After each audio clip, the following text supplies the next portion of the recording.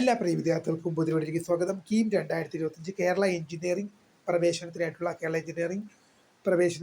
Rank list publish ചെയ്തു. How to check KEAM rank list 2025 result എങ്ങനെ check ചെയ്യാമെന്നുള്ള detail update നമുക്ക് പരിശോധിക്കാം. വിശദമായ വാർത്തയിലേക്ക് തന്നെ കിടക്കാം. ആദ്യമായി ടീച്ചറിൽ കാണുന്ന വിദ്യാർത്ഥി ഉണ്ടെങ്കിൽ തീർച്ചയായും മറക്കണ്ട സബ്സ്ക്രൈബ് ചെയ്ത് കൂടെ പ്രത്യേകം ശ്രദ്ധിക്കാം.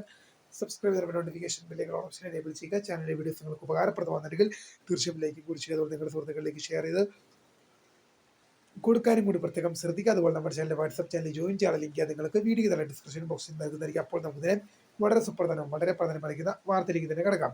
കീം 2025 കേരള എഞ്ചിനീയറിംഗ് പ്രവേശനത്തിലേക്കുള്ള കീം 2025 റാങ്ക് ലിസ്റ്റ് വെബ്സൈറ്റിൽ പബ്ലിഷ് ചെയ്തിരിക്കുകയാണ്. വിദ്യാർത്ഥികൾക്ക് എങ്ങനെ റിസൾട്ട് ചെക്ക് ചെയ്യാം നോക്കാം.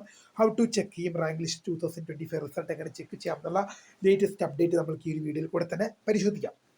അപ്പോൾ കീമിൻ്റെ റാങ്ക് ലിസ്റ്റ് പ്രസിദ്ധീകരിച്ചപ്പോൾ വിദ്യാർത്ഥികൾക്ക് CEE നിങ്ങൾ ഗൂഗിളിലോ ക്രോമിലോ കയറി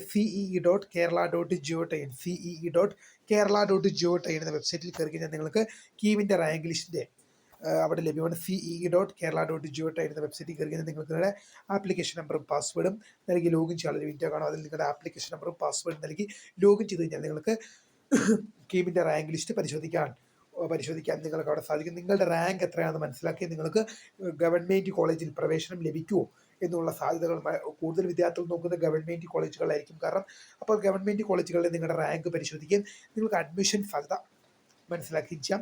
അപ്പോൾ തീർച്ചയായും കാര്യങ്ങൾ ശ്രദ്ധിച്ചിട്ടുണ്ടോ. ഇനി വരും ദിവസങ്ങളിൽ അഡ്മിഷൻ സംബന്ധമായ അപ്ഡേറ്റുകൾ തീർച്ചയായും നമ്മൾ അറിയിക്കും. അപ്പോൾ പുതിയ കാണുന്നതിന് നമസ്കാരം. ഫോൺ